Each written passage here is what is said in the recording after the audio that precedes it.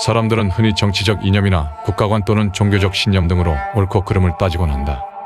이러한 이념이나 신념, 사상에 따라 목숨을 걸기도 하고 총칼을 겨누기도 하며 서로를 속이고 무참히 살인을 저지르기까지 한다. 고정관념이 되어버린 사고에 보편적인 상식은 더 이상 통하지 않는다. 누구도 접근할 수 없도록 믿음이라는 성역에 가둬진 사고엔 어떠한 질문도 용인될 수 없다. 고립된 의식은 오염되고 부패하기 마련인데 그렇게 부패한 의식은 한 개인에게 영웅과 악인을 가르는 잣대가 되어 스스럼 없이 오만하고 섣부른 판단을 하게 만든다. 요한은 그러한 요지부동한 왜곡된 관념을 바로잡기 위해 세례 요한이 왔다며 요한복음에 집필 목적을 밝혔다. 미국의 마술사 제임스 랜디는 1964년 자신 앞에서 초자연적인 능력을 증명하는 사람에게 $1,000,000를 상금으로 주겠다고 선언했다. 하지만 단 한 사람도 그 앞에서 초능력을 입증하지 못했다. 그는 이것으로 초능력이 있다고 자칭하는 모든 사람들이 사기꾼에 불과하다는 사실을 입증했다.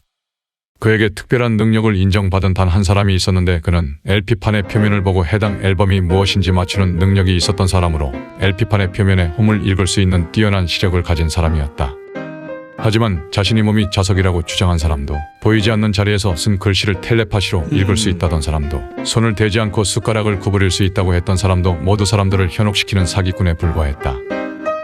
당시 세계에서 가장 유명한 초능력자로 알려졌던 유리 겔라 역시도 그가 보는 앞에서 숟가락을 구부리는 데 실패했고, 제임스 랜디는 이렇게 숟가락을 어렵게 구부리는 놈은 처음이라는 유명한 말을 남겼다. 제임스 랜디는 왜 이런 일을 하게 되었냐는 질문에 그가 아프리카 여행 중에 초능력자가 환자를 치료한다는 말을 듣고 확인한 결과 사기꾼이 속임수로 환자를 치료하고 있었다는 사실을 알았다고 한다.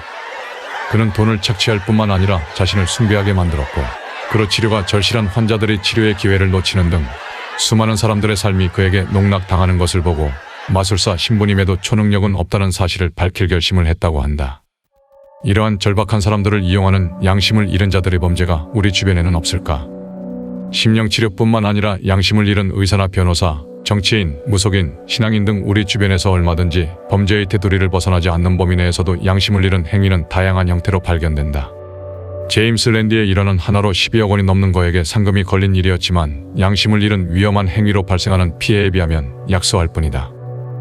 우리는 장사꾼으로 전락한 양심을 잃은 의사나 변호사, 정치인들의 과도한 비양심적 행위를 수없이 봐왔고, 수많은 생명과 인생을 담보로 한 이데올로기와 이념, 종교에 대한 고발을 수없이 마주했다. 이것들은 가짜 초능력자를 고발하는 일과는 비교조차 할 수 없는 목숨과 인생을 담보로 한 위험한 속임수이며, 이러한 일들이 사회적으로 큰 책임을 지닌 사람들에 의해 절박한 사람들을 대상으로 자행된다는 점에서 더욱 큰 위협이 아닐 수 없다. 그들의 내부 고발자들은 법의 위협에 시달리며 그들의 양심적인 고발은 사람들에게 바로 전달되지 않고 다양한 방식으로 훼손된다.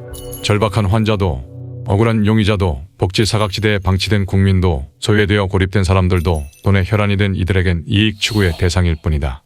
이들에게 약자는 돈벌이의 대상이고 총과 칼로 이용되기도 하며 성적 쾌락의 대상이 되기도 한다. 과잉 진료를 거부하는 환자에게 겁을 주는 의사, 진실을 요구하는 국민에게 거짓을 일삼는 정치인, 종교를 박차고 나오려는 신도를 지옥과 천벌로 협박하는 목사.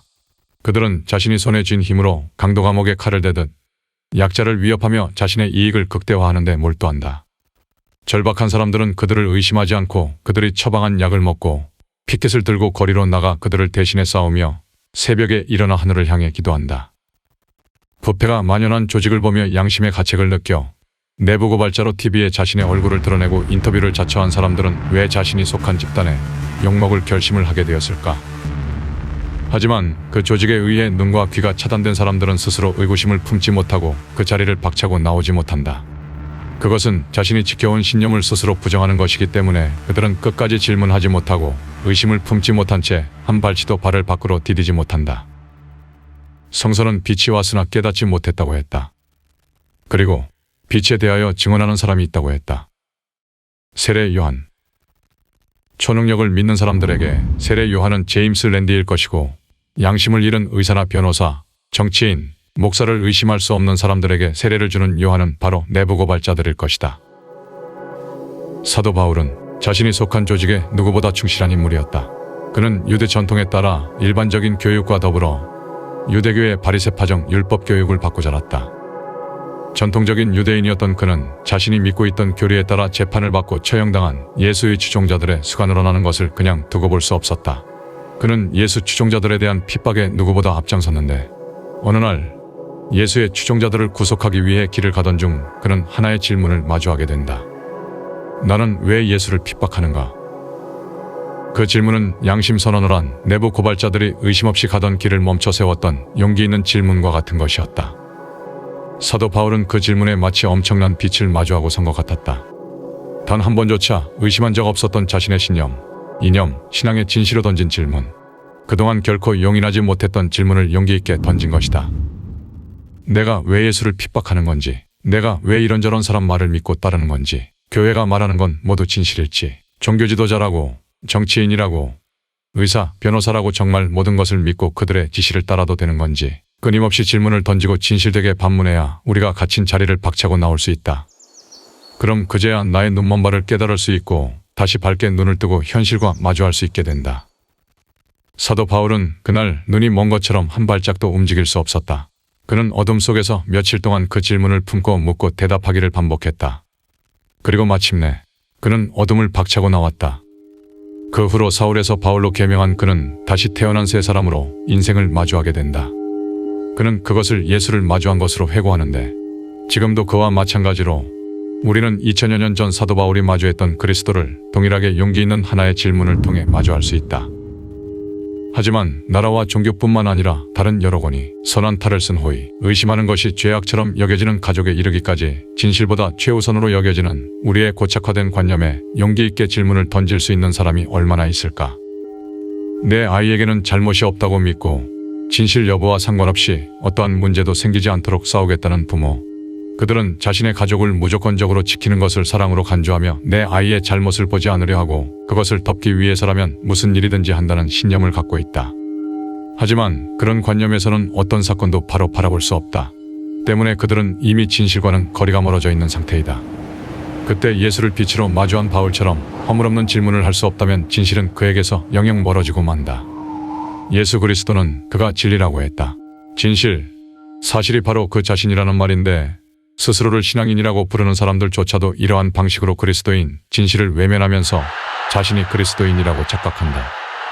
내 아이가 잘못했을 수 있다고, 내 진료가 사악할 수 있다고, 내 신앙이 왜곡된 것일 수 있다고, 내 정치적 소신이 변질된 것일 수 있다는 가능성을 배제하지 않고서는 결코 진실인 예수를 마주할 수 없으며 진실의 적으로 그의 반대편에 서서 진실의 핍박자로 그를 마주하게 될 것이며 거짓의 어둠에서 구원받을 수 없게 될 것이다.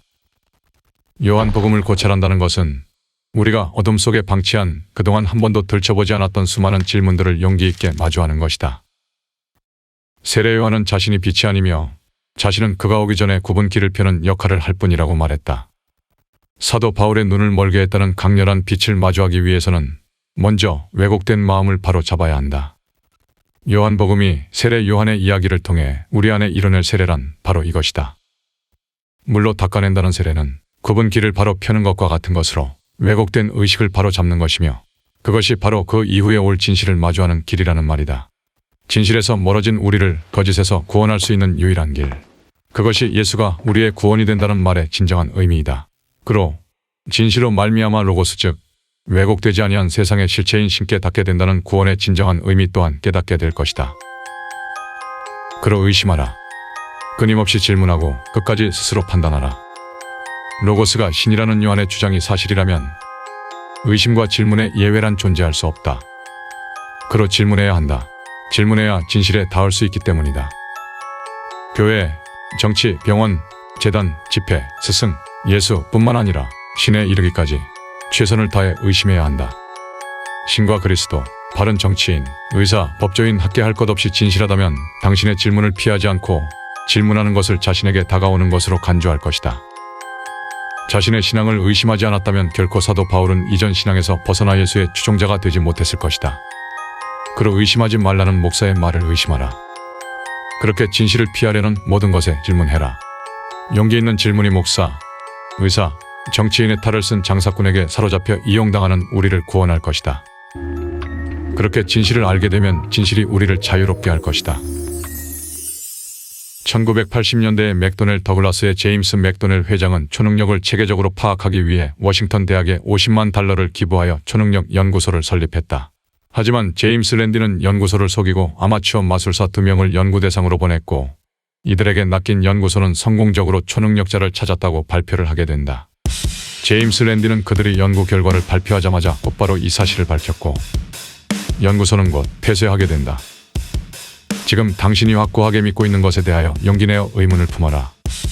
그것이 50만 달러를 들여 연구원들에 의해 진실을 찾으려는 시도보다 더 큰 진실을 우리로 하여금 볼 수 있게 할 것이다.